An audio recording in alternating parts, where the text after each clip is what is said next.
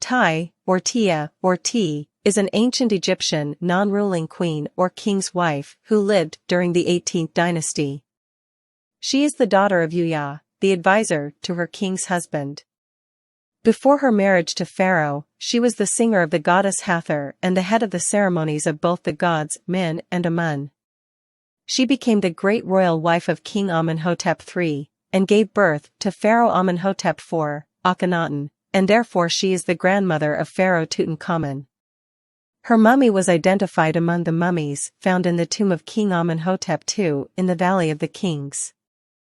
It was revealed that she is the mummy, dubbed the Great Lady among them, in 2010.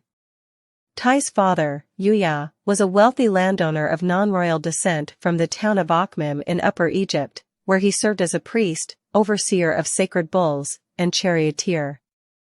As for her mother, Tiye, she held several religious positions and held various titles, such as the singer of the goddess Hathor, and the chief artist of Amun and Min, indicating that she was a member of the royal family or of royal descent.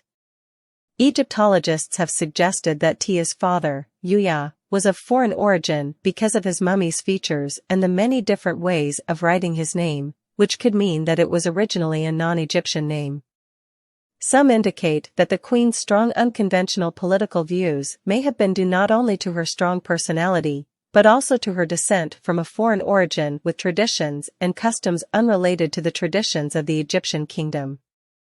Tiye also had a brother, Anan, and he was a prophet/second priest of the god Amun. It is also believed that King I, Tutankhamun's successor to power after the latter's death, is another brother of Tiye, although there is no clear historical inscription or trace confirming a link between the two. Egyptologists assume that it is from the origins of I, also descended from Akhmim, because it is known that he built a small temple dedicated to the local god Min there, and because he inherited most of the titles he bore. Tiye's father, Uya, who carried him in the court of King Amenhotep III during his life. Queen Tiye married Amenhotep III in the second year of his reign. This king had been born from a secondary wife, Mut-Am-Enya, to his father, Thutmose IV, and needed a stronger bond with the royal lineage. He appears to have been crowned while still a child, perhaps between the ages of 6 and 12. This marriage resulted in at least 7, and possibly more, children. 1. Sadamun, the eldest daughter, who was elevated to the position of great royal wife around the year 30 of her father's reign. 2. Est, she was also elevated to the rank of the king's great wife. 3. Hanat Taneb, it is not known if she was elevated to the rank of queen as well, although her name appears in a cartouche which is characteristic of the names of kings and queens at least once. 4. Nepta, sometimes it is believed that her name was changed to Paktaten during the reign of her brother, Akhenaten. 5. Crown Prince Thutmose, crown prince and high priest of the god Ta, he died before his father. 6. Amenhotep IV/Akhenaten, he succeeded his father on the throne, and married Queen Nefertiti, and they are the parents of Ankhesenamun, who married King Tutankhamun. 7. Smenkhare, who is traditionally considered one of the direct successors to Akhenaten, but today some Egyptologists such as Aidan Dodson believe that he was a direct ancestor of Neferneferutin and a minor co-ruler of Akhenaten in power and did not have an independent rule. And sometimes he is identified with the mummy found in the tomb of the Valley of the Kings KV 55, and thus it is said in this case that he is the father of Tutankhamun. 8. The little lady from the tomb of King Amenhotep II, the daughter of Amenhotep III and Tiye, the mother of King Tutankhamun, and the sister and wife of the owner of the mummy found in the tomb of the Valley of the Kings KV 55. Presumably, she is one of the already known daughters of King Amenhotep III and Queen Tiye. 9. Paktaten, sometimes it is believed that she is the daughter of Queen Tiye, and this belief is usually based on a plate depicting Pakhtaten sitting next to Queen Tiye at a dinner with Akhenaten and Nefertiti. Its effects. Statue representing Queen Tiye with an arm, possibly of her husband, King Amenhotep III, Louvre Museum. Granite statue of Queen Tiye's head, Egyptian Museum, Cairo. Her husband dedicated a number of shrines for her, and built a temple dedicated to her in Sedinga in Nubia, where she was worshipped as a form of the goddess Hathartefnut. He also built an artificial lake for it in the 12th year of his reign. As the American Egyptologists David O'Connor and Eric Klein note, the unprecedented thing about Tiye is not where she came from but what she became. No previous queen seemed to be in such a prominent place in her husband's life as Queen Tiye.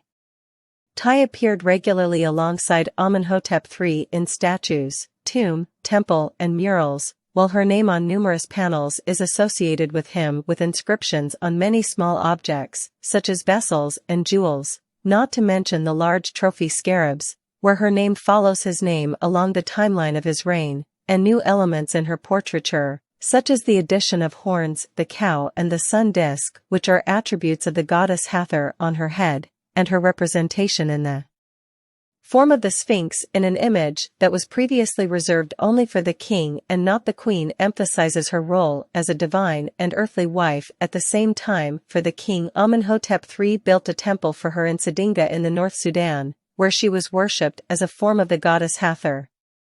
The temple in Sedinga is an ornament of the larger temple of Amenhotep III in Salab, 15 kilometers to the south of it, a tradition followed a century later by King Ramesses II in Abu Simbel, where there are also two temples, the largest southern temple dedicated to the king and the smaller northern temple dedicated to Queen Nefertari, also in the image of the goddess Hathor. Influence in the royal court. Funeral mask of Queen Tiye, Berlin Museum. Tiye wielded a great deal of power during her husband's reign, and their son succeeded him. Amenhotep III was a skilled athlete, outdoor enthusiast, and great statesman. He often had to consider marriage requests for his daughters from foreign kings such as Tushratta of Mitanni and Kadashman Enlil-I of Babylon. The royal princesses in Egypt were the way to reach the throne for their offspring. Tiye became her husband's trusted and educated advisor. Being wise, intelligent, strong, and fierce, she was able to win the respect of foreign dignitaries. The foreign leaders were willing to deal with it directly. She continued to play an active role in foreign relations and was the first Egyptian queen to have her name recorded in official acts. Tiye continued to advise her son, Akhenaten, when he ascended the throne. Her son's correspondence with Tushratta, the king of Mitanni, indicates the political influence that this queen exercised in the royal court.